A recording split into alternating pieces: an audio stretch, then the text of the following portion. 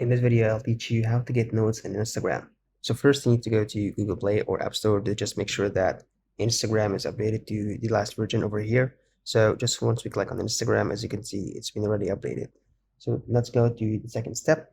Now let's go to open Instagram itself and then go to account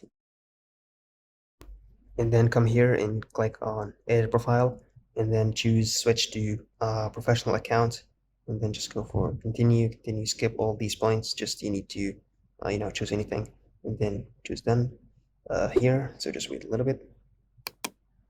Okay, so here you can choose between creator or business, wherever it was. Just no matter about it, choose anything and now go for next.